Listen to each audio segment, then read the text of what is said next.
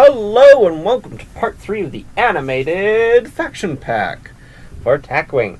So this part covers the Romulan cards, the Klingon Romulan card, and our independent card.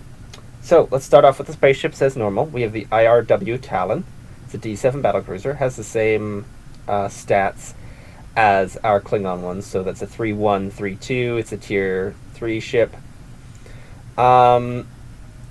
This one cloaks because it's the Romulan variant, and if you're wondering why both factions have D7 battlecruisers, it's because the Klingons sold D7 battlecruisers to the Romulans in exchange for Romulan cloaking devices. You get a tech weapon crew. Again, a bit weird considering that this faction pack doesn't come with tech, but it comes with excess crew.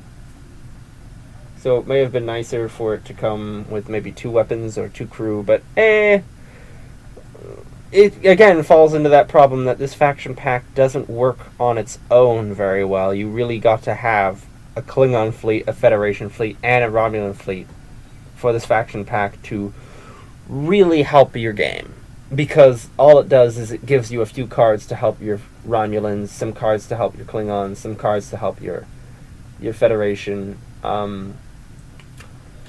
It doesn't really give you enough to... you can't use the cards with each other very well. Some of them are interchangeable, like Scotty's interchangeable, the Vendorian Spy's interchangeable, but most of these things don't do much.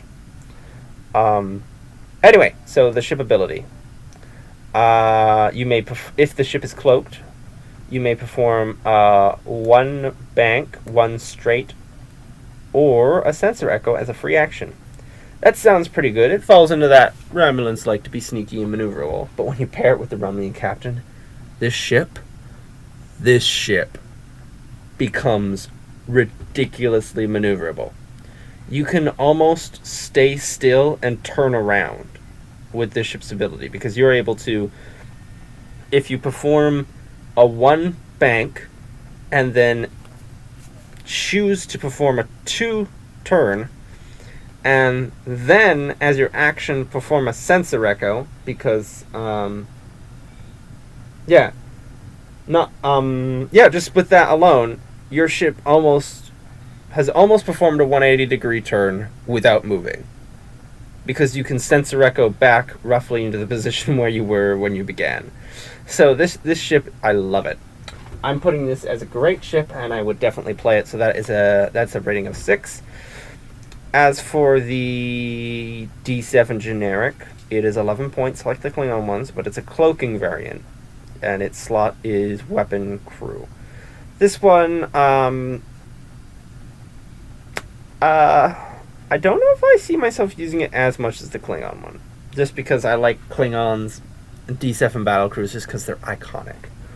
I don't think D7 battlecruisers when I think Romulans. So I would say this is a good card. I would play it. So this is a 4. This is a good card I would play. And that's mainly because I don't have many old Romulan era ships. I mainly have TNG plus. So I can fly this. I can fly that. Yeah. As for maneuverability, same thing as the Klingons. You got your 2 banks and straights and 1 banks and straights are all green. Then you got your 3 turns and 2 turns being white. And it goes all the way up to 4 speed with a 3 come about. It's nice. The captain is Larus. Combat phase. If this ship performed a sensor echo action this game round, put a battle stations token beside your ship, and you roll +1 attack die. So finally you have a means to get battle stations on your Romulan ships. So I would say throw this guy on, you can throw him on the IRW Talon. It works pretty good on there. But maybe you should throw it on, a Valdor. Get yourself a battle stations on a Valdor. That would be nice. And you get +1 attack dice. So that was real good. But yeah, he works well with the ship in the pack. He works very well with it. He is a skill 7, 4 points, and an elite talent. So this pack does not come with any captains below skill 7. That's nice. I'm putting him at, I would say because he gives the Romulans a battle stations, and Romulans don't normally get those. I would say put him at a, he's a great Romulan captain, just because of the battle stations aspect. So yeah, I'd say he's a great card, would play him, so he's a 6 out of 7. By the way, there is a 0 on this scale, which is the card is detrimental to play, or the card should not exist, or the card just does not mechanically work with the rules. There's also a 1, which is bad, but we haven't hit any bad cards, and no 0 cards either this pack. So let's move on to Disruptor Blast, our Romulan Klingon card. It is a forward firing arc, 3 dice, 1 to 2 range. Place 3 time tokens on this card and target an opposing ship. Make this attack twice. So essentially you're rolling 6 dice, however your enemy is rolling twice their defense. Make this attack twice against the defending ship. If it is a D7 battle cruiser, you may convert one blank into a battle station during each attack. That conversion is kind of sucky. It's worse than the photon torpedo conversion of getting a battle stations into a hit. But because I think this card is meant to be played on the Talon, and the Talon is meant more or less to be played with Larus, these work together, because you're going to be getting your battle stations token anyway. So this is going to be good. And because you're probably going to be fighting the Enterprise, or at least the Divisor, which don't have Cloak, them getting double defense dice isn't that bad, because they only have 1 defense dice to begin with. So that one I am rating, it's a 3-point card. I am rating it as a 4. It's a good card, and I'll play it. Next we have Vendorian Spy. Activation phase, target crew upgrade equipped to a friendly ship within range 1 to 2. This card becomes a copy of that target upgrade this round. 4 points. Good card, I would play. So a 4. If it was during this setup, you choose any friendly crew card, and it becomes a clone of that for the entire game, I would say it's a great card. But it's a temporary effect. They have to be within range. If that ship gets blown up and the next round that ship no longer exists, you don't get to use this guy's ability. That actually happened when I was running this pack earlier. This guy I was having him copy Scotty so the Romulan could repair itself, and then the Enterprise got blown up, and I was like, well, so much for that. Our last card here is Harcourt Fenton Mudd. He is he's an independent range 1 3-point crew upgrade. You do not pay a faction penalty when playing with him. Again, see, he seems a little more faction packy because he doesn't have a faction penalty, and none of these ships match him.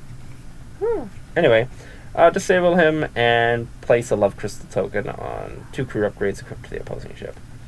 I won't read out the full card because it's wordy, but the gist of the love crystal tokens is